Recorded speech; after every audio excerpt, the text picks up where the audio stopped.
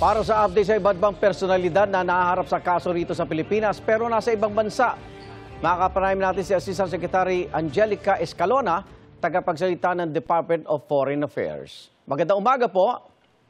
Magandang umaga, Arnold, at magandang umaga po sa ating mga kababayan.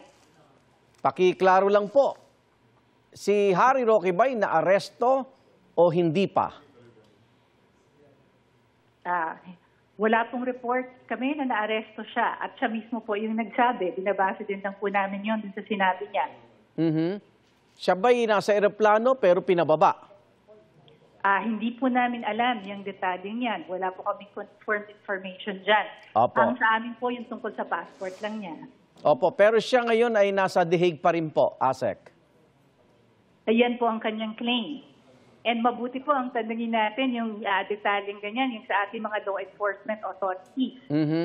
Kasi may coordination po ang mga law enforcement authorities natin at law enforcement authorities din doon. Ang sa amin po yung passport lang. Opo.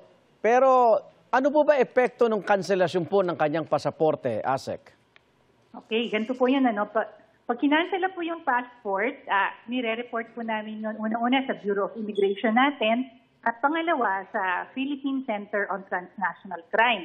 Opo. Yung PCCC po, siya yung parang Interpol office natin dito sa Pilipinas. At sila naman po ang nagre-report nito sa Interpol, sa international, at nalalagay ito sa alert system nila sa all international border control. Kaya pag mabiyahe siya sa mga airports, mapaflag yung kanyang pasaporte. So, limitado na po ang galaw niya pag kanselado na po yung pasaporte. Opo.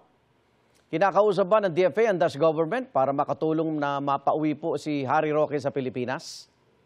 At this point po, it's law enforcement to law enforcement. Wala po kami instructions ang DFA na ganyan. Opo. Ang sa amin po, ang instructions pa lang ay i-cancela ang passport. Dito naman po kay Cassandra Leong, kanselado na rin po yung kanyang pasaporte. Meron ho ba kayong huling impormasyon kung nasaan siya? Wala pa po kaming confirmed information. Opo. Pero kanselado na rin po yung kanyang pasaporte. Opo, sabay po yun na kinansela nung kay Mr. Roque. Kay Saldico po, kanselado na rin po ba yung kanyang pasaporte? Wala pa po kaming nare-receive na court order instructing the DFA to cancel his passport. At wala ho tayong impormasyon sa ating mga counterpart kung nasan po si Saldico? Wala po. Wala po kaming confirmed information. At baka po ang magandang tanungin dyan yung ating mga law enforcement authorities who have coordination with their counterparts. Opo. May impormasyon ho ba kung may mga iba pang passport na hawak itong pinaghahanap po natin?